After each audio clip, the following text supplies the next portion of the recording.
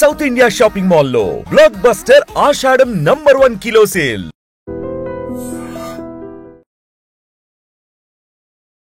Welcome to iDream news. This is Pawan.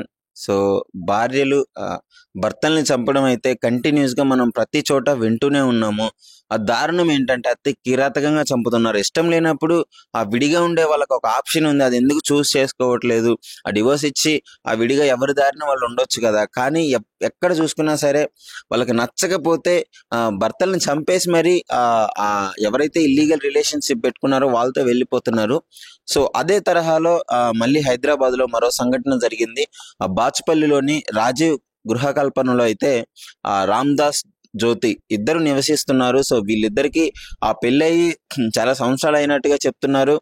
మరి ఏమైందో తెలియదు.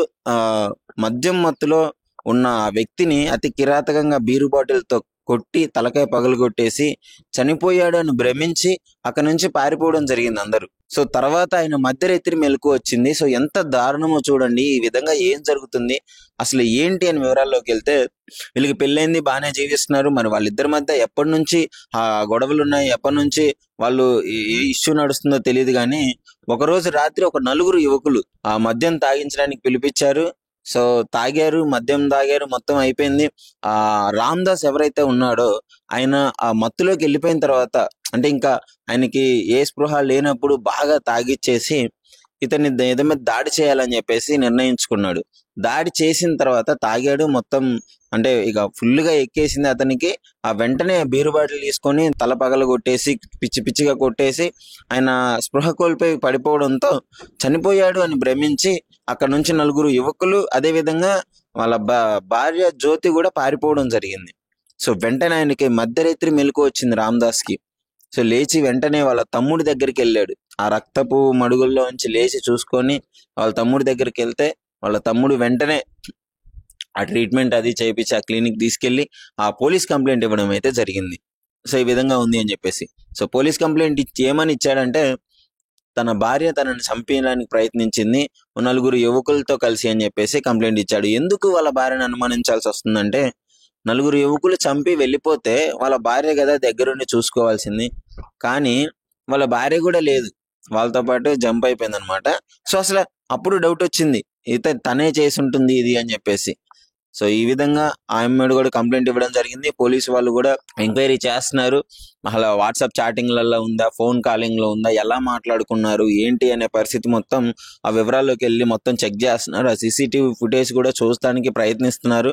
అసలు వాళ్ళు ఎక్కడికి వెళ్ళారు, ఆ 4 యువకులు ఎవరు, ఆమె ఎక్కడికి పారిపోయింది అని చెప్పేసి ఆ మొత్తం అయితే ఎంక్వైరీ చేస్తున్నారు. అంటే ఈ మధ్య కాలంలో ఇలాంటి వాళ్ళకు ఒక స్పెషల్ చట్టాలు తీసుకురావాలేమో అనే విధంగా ఈ క్రైమ్ అయితే జరుగుతుంది.